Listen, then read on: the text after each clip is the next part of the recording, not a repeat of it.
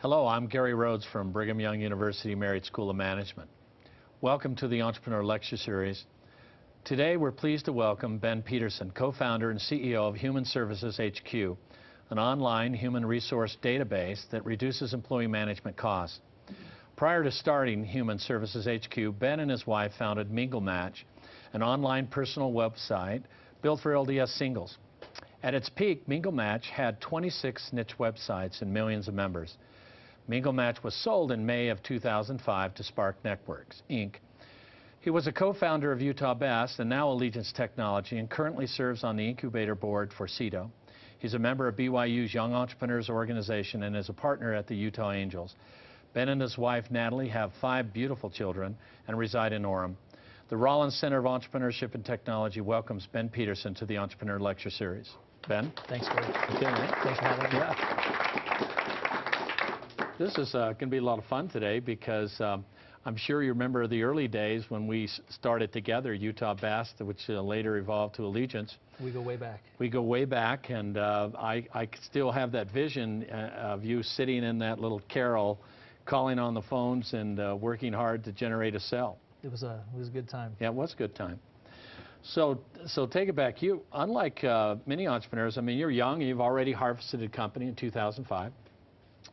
And you had, besides Utah Best and helping on Allegiance, you were always involved in kind of entrepreneur things. So tell us a little about your growing up, because you've always been an entrepreneur. Yeah, you know, I come from a big family. Okay. So there's 10 kids, and I'm second oldest of 10. And so, you know, everybody worked hard, and everybody had to pitch in and learn to work as a team, work together to make things happen. And so just the work ethic that I learned from my parents was a huge help. Obviously, entrepreneurs need to work hard. And so that helped a lot, and just always pretty independent as well, and all those helped. You know, one of the things that really helped was coming to BYU. I had a professor, Joe Olivier, who was a great professor financing new startups, and part of his class was creating your own business plan. Mm-hmm. And he had a couple of students that he'd invested in, Josh James and John Pastana, who are the founders of Omnisure. And he actually said, you know, you need a business plan. These are a couple guys who have a great idea, lots of ideas. Go talk to them and maybe they'll give you an idea for a business. Okay.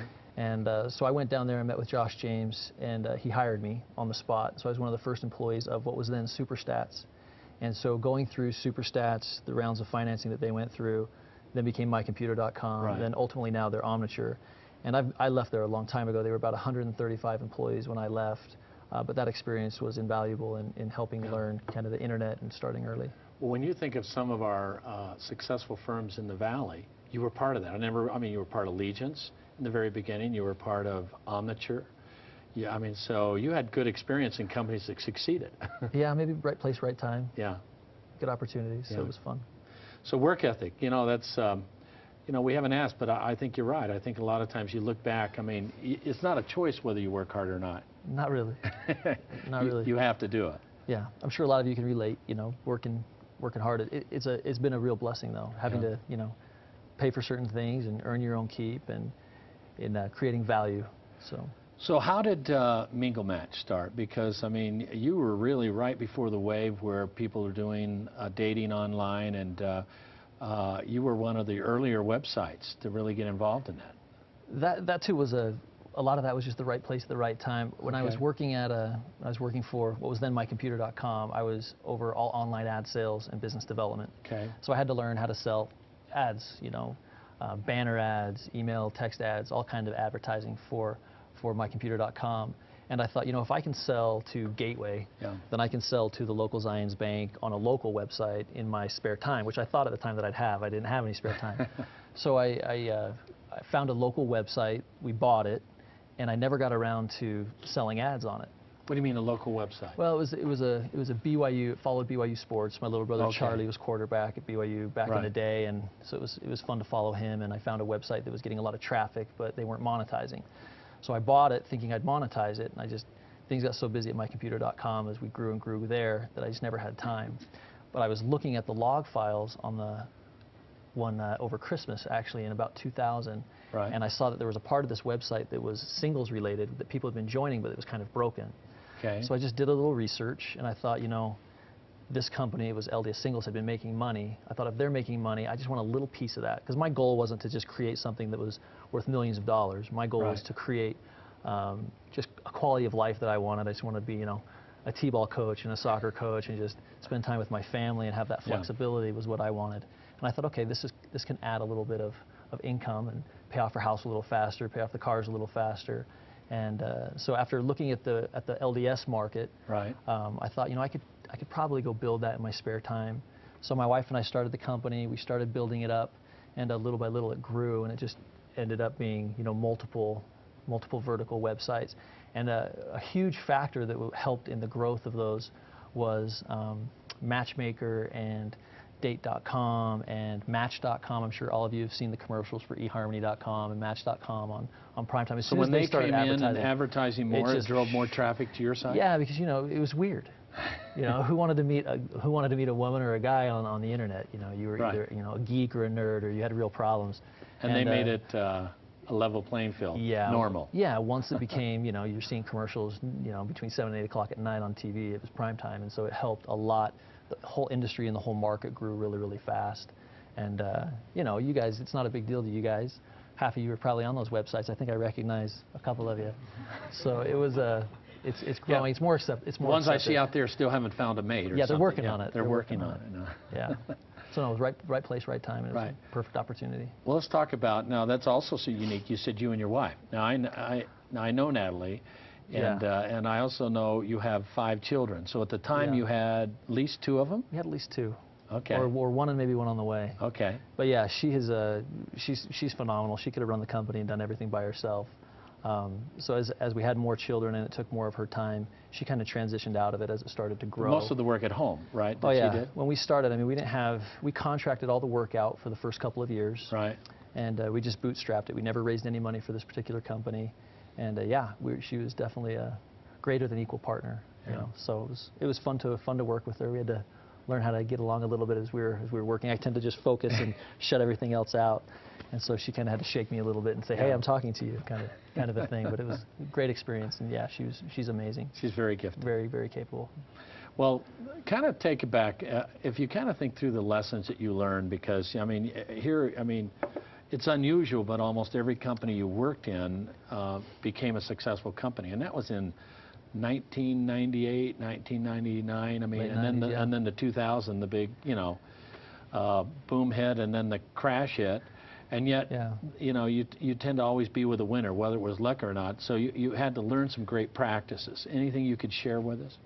It'd be great if I could just stay up here and say, yes, I'm wonderful, I did all these things, but that's just simply not it. I think that the principle of hard work and of being able to interact well and work as a team with other people, as well as the right place and the right time, the right opportunity, and just, it's hard work, and just worked hard. And I love to work.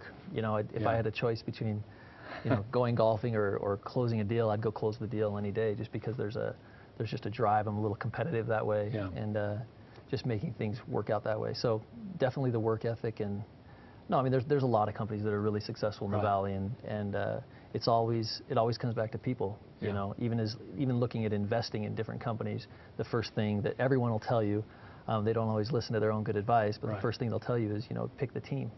What's most important is the team. And so I just happened to be with good people, working with the right teams in the right times. So that was. Well, and that's because they adapt. When you say that on the teams, right, it's because even Omniture today was, what was it, My Computer, and even before that, Superstats. Great companies adapt. And so if you get a good team, even though they don't have the right spot or the right product or right position, they'll get there. Is that your point? No, I think that's safe to say. If you have the right team, you're going to be smart enough to study the market, look at the factors that are impacting the market, and be able to recognize opportunity and work hard to obtain those things. Yeah. So kind of the skill that, if you kind of look back, that really helped you was, you always were one that looking for opportunities. We call strategic windows, right? Sure. And you'd see where hits are on the internet, which anyone can do. You can go in and say, what are people searching the most for, et cetera, right? Yeah. And that gave you the idea of some of the areas to go into. Is that right? Yeah, definitely.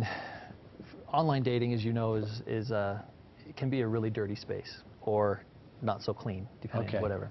As we looked at that, my wife and I, we wanted to maintain our standards and our morals and create a clean and safe and friendly environment where, where my little sister and my little brother could go and I'd feel comfortable with them being in this community, in this environment.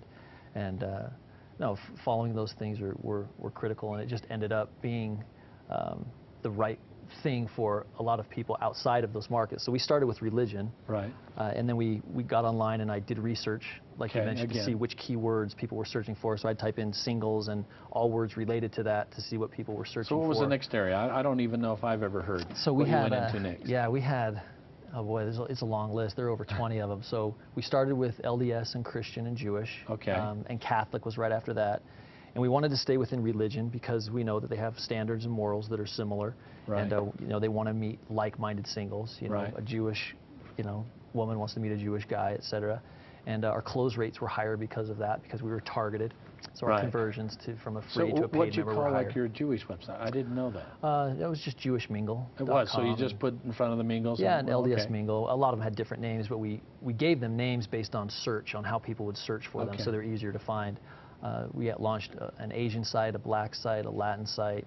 We had a Canadian site, a UK site.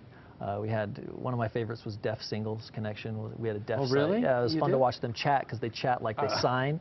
Yeah. And so reading it is not like you'd read, a normal conversation. You would read how they would talk and communicate, and that was fun. We had a military site. Anyway, just a whole slew of them, just targeted. So the nice thing about being an entrepreneur and doing this, and like you said, the space varied from great stuff to not so great stuff. Right. You got to do it your way, and you got to keep it within your vision or what you thought was important. So that must have been pretty fulfilling, right? To do something and do it right way and get the right kinds of people meeting each other was... Definitely part of it is being able to, even just as an entrepreneur, is being able to do what you want and to call the shots, so to speak, and make sure that you're making the right choices. And the burden's on you as well. You mess up and it's you. And so there's that type of pressure. But it is fun to say, we're going to have a company and it's going to be like this, and we're going to operate like this. We're going to treat our people in this way. This is the environment that we're going to have. You get to create somewhat your own little world. If you could do things over, looking back, what things would you do differently? I would have, initially, we learned the lesson early, but initially I would have hired a little bit slower, and I would have fired a little bit sooner when there wasn't a match. And Steve Gibson, who you know, slow to hire, fast to fire. Slow to hire, fast to fire, and finding the right people. And we took 8-9 months to find a graphic designer that was the right fit. And we would after you learned that after we learned it, after we learned that issue, and we would have him come in. He came in. We had multiple job applicants that we'd come in and we'd interview. And my partner Ryan Sanders, who's amazing. You've met Ryan as well. Yes. He could have run the company blindfolded. He probably didn't need me around. But we had a lot of people come in, and he would come in afterwards, and we needed it so desperately. And he'd say, "Yeah, they could do it. They could do it." And you could just tell that it still wasn't the right person. And so finally we found the right person and hired him, and it just okay, so how did you know? Because you hear everybody say, hire A player. A players hire other A players, Oh, they were all A players. Right. I mean, they were all really good at what they did. They had a good... So how did you know? A good portfolio. I think it was just Ryan. I think that he would come in and I could just read him and know if it, because he was going to have to work with him, I'd have to work with him, and we just wanted the right person that would just gel with our relationship and gel with the rest of the people that were there.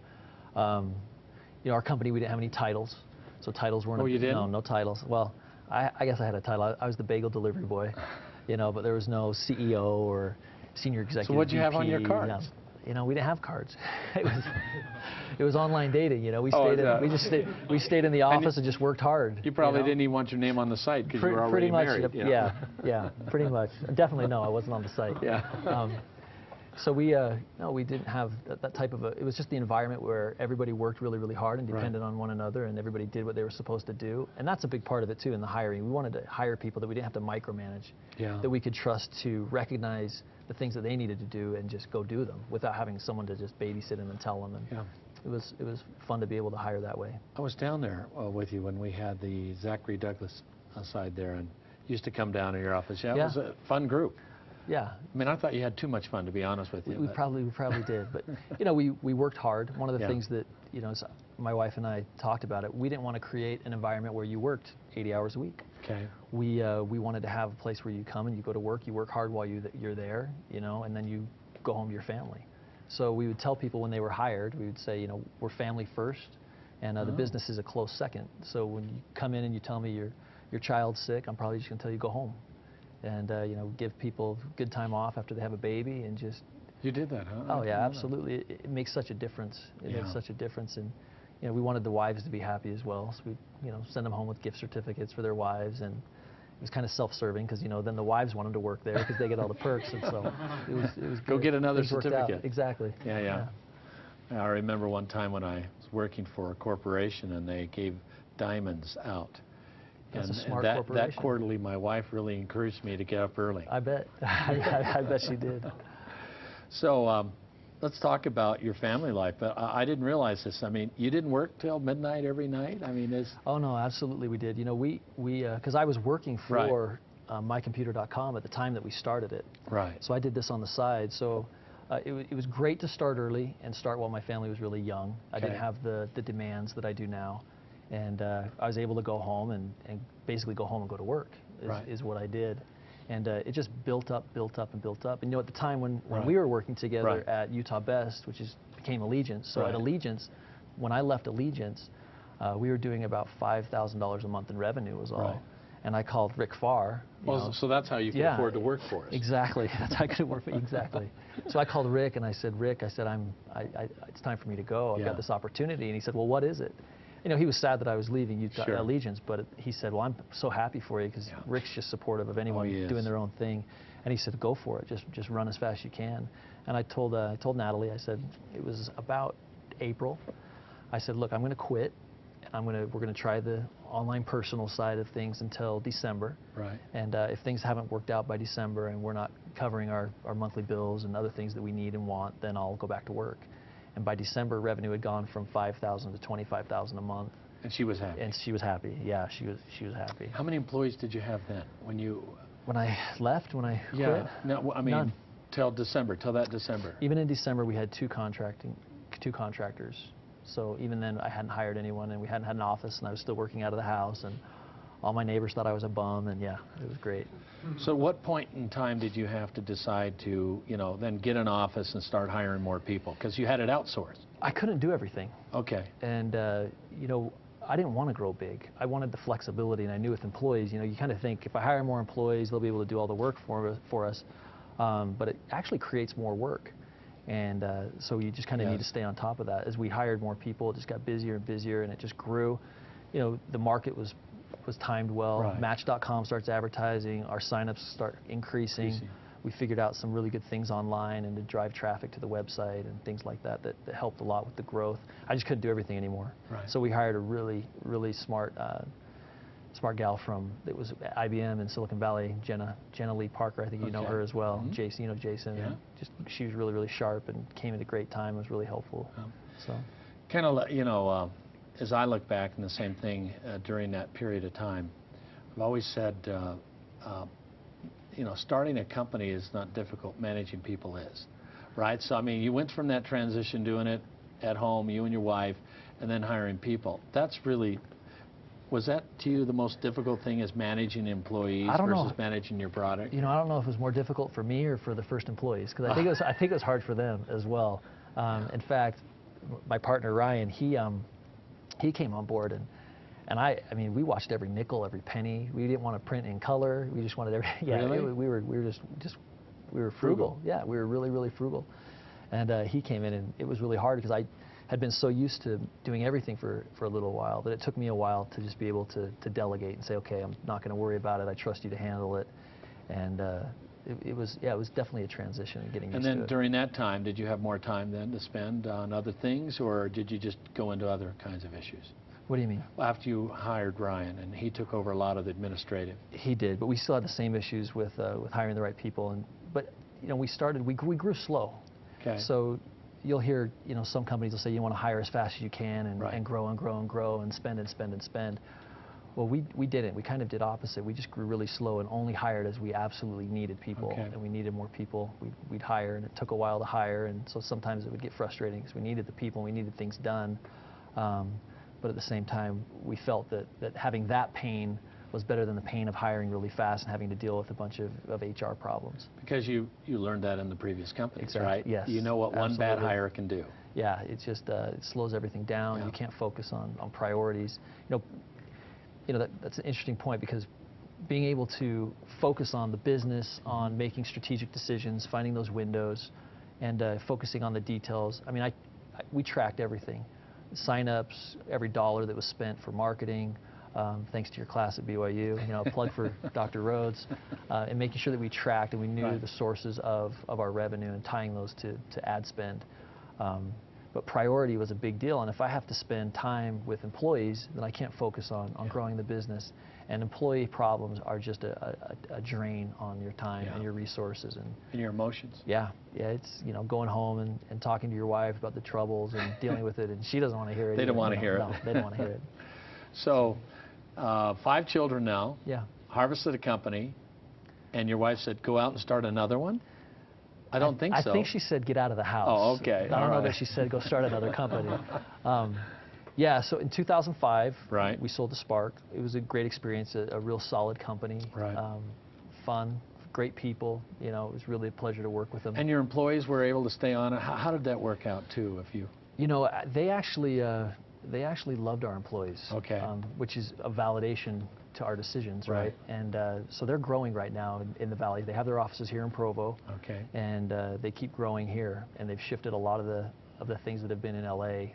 They've shifted a lot of that responsibility out here to Provo, and so they're growing and doing really well. Says a lot about the employees then. Yeah, and most of them are still there and enjoying it. It's a different culture, it's bigger, several hundred employees versus the 50 or so that we had, and publicly traded, so there's different responsibilities and demands on things.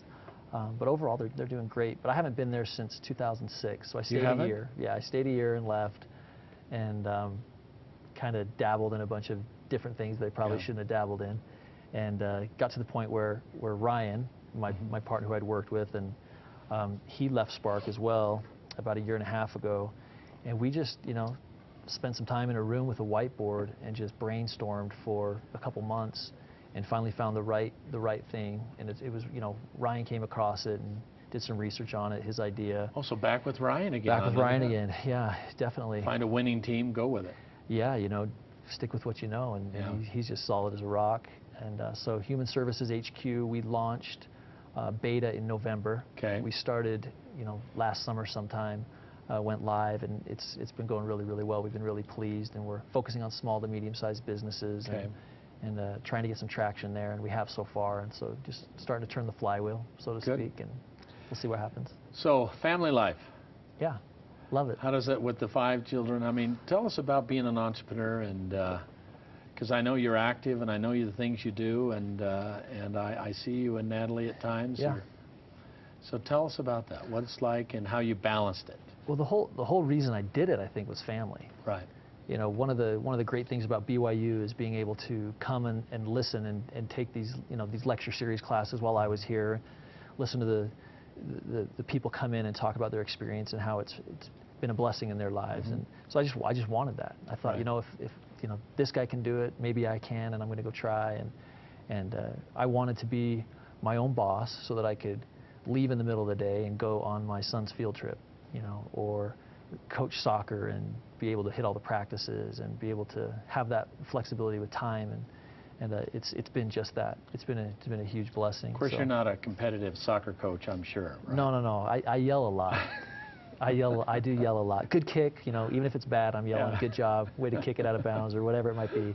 But no, I'm not too competitive. I love to let them play. Yeah. I've got some athletes in my family. We're competitive, all the brothers and things like that. And so, but we just have a good time. Good. We just have a great time. My oldest is 9, and my youngest is 6 months. So 3 boys, 2 girls. It's a good mix. Girls still win in any voting, of course. And but no, this will be the first year that I get to coach my daughter. She's 4, and so I'll be a 4-year-old soccer coach and hope that they can. That's a fun age. Kick it, yeah, it'll be a riot. That's great. So really, your goal from the very beginning was family, and it's doing what you did and with the purpose and focus. You probably have more time. Would you say you have more time to spend at home and family then? Yeah, Or absolutely. quality time anyways, right? Yeah, absolutely. That's great. Absolutely. Great. Anything else? We've just got another minute or two. Anything else you'd like to bring up that we'd missed? These students want all the secrets, of course. For me personally, Yeah. because I think it's different for every person. You know, BYU, you guys are taking a lot of classes on how to raise money and starting up a company, and you're learning everything from bootstrapping to going the VC route. For me, being involved in raising money and watching it and seeing it, the best for me was to bootstrap it and try and do everything I could to not raise the money for the online personal side of things, and that helped me a lot to be able to just focus on the business versus on the financing, and just making sure you pick the right venue and the right, I don't know, just make the right choices. And you know, being at BYU, the other great thing about coming here and listening to the lectures was listening to these men and women and how they would share the impact of the gospel on their lives, and that's been a huge impact. And we all love BYU for the reasons that we love it, and that we're all here and we all have the same values and same morals and standards. And working with that type of people as well has been a great blessing. And knowing that the obedience and the things that my wife and I decided to do together and our goals have all played a part in receiving the blessings that we've been given. And our goal again wasn't to just become, you know, these rich millionaires that everyone dreams about becoming for their own reasons. It was to create a quality of life, and we've been able to do that. It's been a big blessing. Great. Well, let's leave it. Let's open some time up for students for questions. If you have any, this is a good time to ask. Nobody wants a free profile on one of the sites. They all want that. They all want that. Could you tell us more about your new venture, the Human Services HQ? Yeah, you bet. So there's a kind of a new trend online with software. So rather than buy the disk at, you know, CompUSA or whatever, buy your Quicken, QuickBooks, download it on your machine and run everything off your machine. It's called SaaS, and it stands for Software as a Service. And it's a lot better for small to medium-sized companies because there's not a big upfront investment. They don't have to have their own IT staff. There's no long-term contracts. They just pay month to month. And so for these small businesses who are dealing with, you know, 10 different spreadsheets for HR, tracking multiple things, everything from their benefits to any training that they might need, and just, you know, their main employee personnel files and their personnel records, they can use us for, in most cases, you know, less than a monthly cell phone bill, and we help them save hours and hours. One of the companies that we have, Orange Soda, I don't know if you've seen their billboards or watched them, a great online marketing company. They've saved between 5 and 10 hours for 2 of them, so about between 10 and 20 hours a week they're saving by using our software as a service, which just organizes everything that they have. And there's a lot of employee turnover, and just tracking those people is difficult. There's different HR laws that say they have to have a record for so long and store it, and a lot of different things. And so everything from background checks to training, we're just a database that's now on the web. They can access it anywhere. Simple to sign up. We give them, you know, free for 30 days, and we just tried to get rid of any barrier that would stop them from testing it out. And so far, it's been working well. So it's not word processing. It's really software like Quicken Books or things like that, and HR services. Yes, like Quicken for finance, but we're for HR. Okay. And HR, it's amazing how busy they are. I mean, they're some of the busiest people at any company, and they're just swamped. And finding their time has been difficult to get their attention. But once they look at it, the feedback's been really positive, and so far it's been great. Okay. Yes. Do you know how to program, or did you outsource that for your? I know how to program Hello World, if you've seen that, but that's about all the programming I can do. My background's really in the marketing side of things, in driving traffic to websites, ad buys, and ad sales online. The developers I just trusted, and my partner Ryan has some skills in that arena as far as picking the right people to build the right tool. And that actually is a good point. Yeah. I get asked all the time, you know, how I can find someone to build me a cheap website so that I can get it up fast. And don't do that. Don't build cheap websites. My advice is always take the time to do it right the first time. And there's a term called code debt that programmers will use when they build something real fast and they throw it up online, and then they have to go back and just fix everything. And it's harder, more time consuming, and more expensive to have to go back and fix it. So do it right the first time, spend the money to do it right, and you'll be much better off in the long run. Or here at the university, connect with someone that's in computer science or Definitely. someone like that that knows the language and is looking for a good idea. Yeah, talk to Dr. Little. I mean, BYU is Yeah. wonderful at connecting people and the new center and doing things to help you find developers and just talk to people, and you'll get directed to the right person that could build the right tool. So, when you're in a startup and you're trying to bootstrap, hiring is very critical, like you were saying. Now, if by chance you do bring on somebody who's not a right fit for your company, how do you recognize whether they're not a right fit? You mentioned that your partner did a lot of that, but how do you recognize, look, this person's taking this company down the wrong road? It'll be blatantly obvious to you. You'll go to work and you'll be frustrated. You'll want to avoid talking to the person maybe. You won't want to deal with the headache. It'll be obvious. It's just like when you're in a class and you have to work as a team for a project, and you know there's that one person that isn't just going to do their part. You'll know quickly. It's difficult though. It's one of the things I found though is once that we've let those people go, they're in a much better place 6 months later, and they find a job that is a fit for them. Because if it's not a fit for you, it's not a fit for them. And another thing I say sometimes is business before friendship, because a lot of you guys end up working with friends. You hire friends, and if you hire because they're a friend, then the business is going to suffer and your friendship's going to be shot anyway. So make the right choice based on the business, and you owe that to the business as well to say, okay, what's best for our business? Are you the best person for our business? You might love the person, love spending time with them on a friendship level, but working with the person might be different, and they may not be the best fit for the business. So choose the right people first. In many startups, you either have Eeyores or you have Tiggers.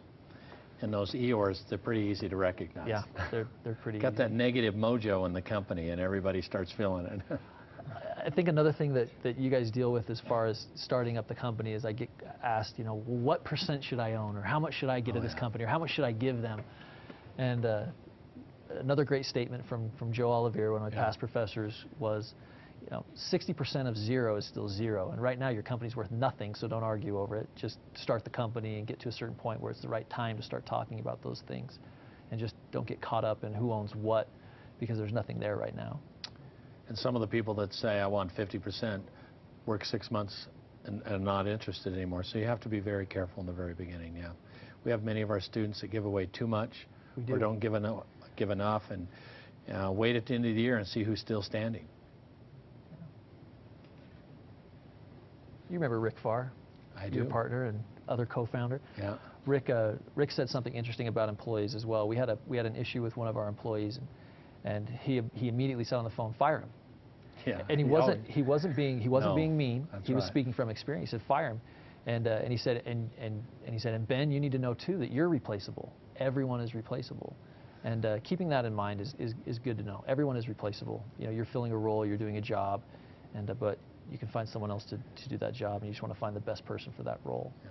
He always had a phrase, tigers never change their stripes. Yes, he did. If you have one problem early on, you're probably going to continue having it.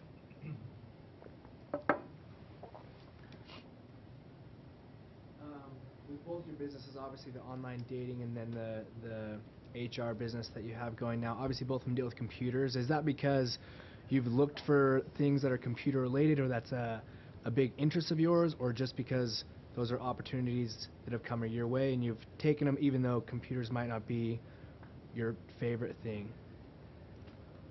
That's a great question. I think that initially it was just the opportunity that I saw, and working with, there's the experience that I had with Superstats, mycomputer.com was invaluable. It was really, really early in the internet arena.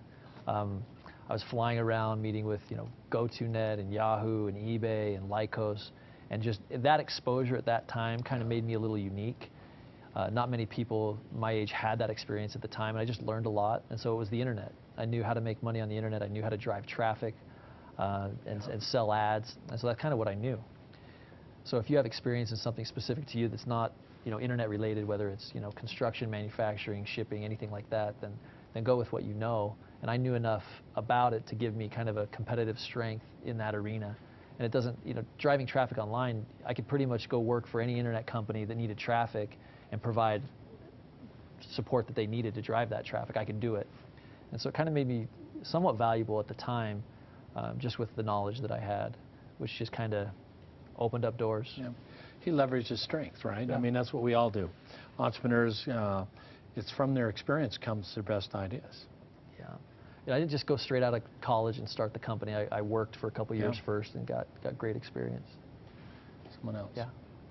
With your new business started last year, what added to your confidence in starting a new business with a down economy? My partner. he had a lot to do with it. I've wanted to work with him, and he's the right person for me. We just gel well, and he was a large part of it. But also, as we did research in the market, so there are hundreds of competitors in the HR space and in employee tracking tools and different things. But a lot of those were built on old legacy systems where they started with payroll. Take ADP, for example. So ADP's a billion-dollar payroll company. And then they built these bolt-on modules for HR. And they're really, really expensive. And we knew that we could provide maybe not the exact same service with all the bells and whistles, but something enough where a small company, rather than pay ADP a couple $1,000s a month, they could pay us a couple hundred. And so our goal was to save them money. So in the down economy, everyone's trying to save money. Yeah. And we don't say this, but if I'm saving 20 hours a week for a company like Orange Soda, that's almost an employee for them. And so I'm saving costs, and we're saving people a lot of money with our software. So it's a perfect time in the down economy for this particular product. Yeah. Great question. Other questions? When you first started hiring employees, what were the biggest challenges that you faced? Well, it was easy at first because I just hired contractors. So for bootstrapping, it's not like someone threw a couple $1 million at us and said, go hire. But to me, that would be extremely difficult to just have to go out and hire a ton of people real fast because you'd just be under the pressure just to go spend the money and then you'd deal with the consequences later. In this case, these were people that I'd known before who I knew could code or who I knew could do graphic design. So I kind of had the advantage of working with them previously, and they knew me and I knew them, so they were kind of a known entity. And as we hired people that we didn't know, I was just really, really cautious. I did thorough background checks and called and made sure that they're the right person. And I also did another thing when they would come in. I would say, okay, we're just going to try this out for 3 to 6 months, and then we're going to come back to the table and make sure that it's working out. And that kind of gave me a little bit of an out in case things didn't work out. But for the most part, things worked out really well. And I don't want you guys to think that I'm some big bad wolf and just fired people left and right. Our turnover was extremely low. I mean, here's a company where we paid them. I always told them I'd pay them fair and even a little more than fair. And when they come in and ask and say, hey, I could get this here, we just gave them a raise. I know one guy we had added just a ton of value, a developer, and we probably gave him 4 raises 1 year. So we didn't have, kept the break room stocked with cookies and things that programmers like, and we had really, really low turnover.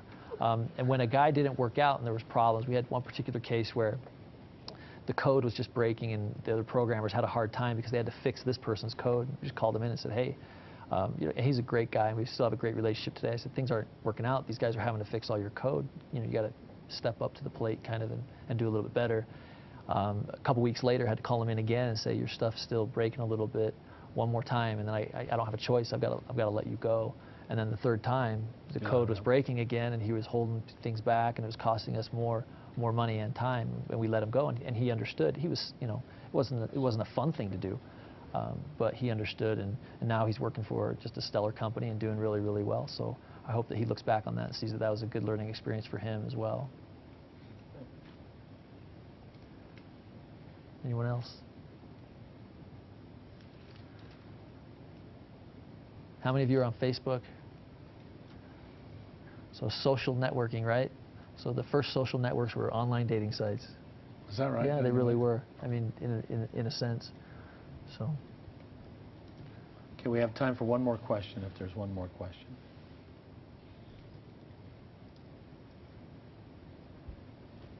you primarily have the site set up in the United States or internationally, or?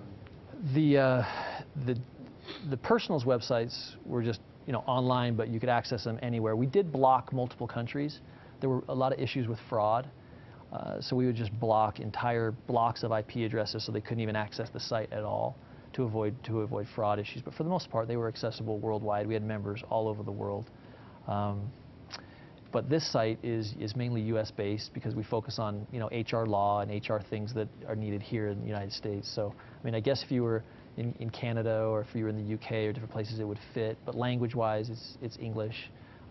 Hopefully, we'll branch out into some other things, and as we kind of genericize the product a little bit, we can move it into other markets. But for right now, our focus is definitely on the U.S. market. Do you do your service like in Missouri, like some of the areas like we did with Legion's early, and some of the, or do you keep them right in your own building? I mean, today. Where do we host? Yeah, where do you host? We'd like to say we host in the cloud. We just host on a local hosting facility. Okay. The online personal sites, we were at BioWest, which is just a great big hosting center. But yeah, you can. Where they have access it security and everything and yeah, redundancy. the biometric security Okay. and the triple backup stuff and the tech stuff. Great. Well, great. Well, listen, we want to thank you for being here. Thanks for having me. I think as I kind of reflect, you really emphasize a couple things: work ethic, and I don't think sometimes we can underscore that enough. You just don't become an entrepreneur. You've been working hard most of your life. And second, that it's, like most entrepreneurs, you kind of had a dream and a vision and you wanted to do it your way. And you were able to do that. You did it in a way, family comes first, and you ended it in a way, family still comes first. Yeah. I think what's insightful, and I guess it goes back to that comment, the day about, slow to hire, fast to fire. And I think both of us can think about people in the early stages of the company where, people just don't change. And you know what they used to call me, Dr. Feelgood, remember? Yeah, I remember. I couldn't fire anyone if I tried. No, you couldn't. If you want a job where you'll never lose your job, go to work for Dr. Rose. Right. He just can't do it. He just can't. He can't. Just human beings, you know. Yeah. But the reality, looking back, you've got to let people go because they bring in that kind of negative mojo, and it just slows down the whole company. And it's not easy, but you were able to do it. But what you did is took the time to hire the right people. And a lot of entrepreneurs, they're growing so fast, they'll just take people. Yeah. And I think that's key to your success. Big part of it. I mean, you still want to work with the people you started the companies with, so. Yeah, they did the work that made it successful, so. Keep doing, great. Well, thank you so much. Thanks, Gary. Always Good great to see seeing you. you. All right. You too. Okay. Bye.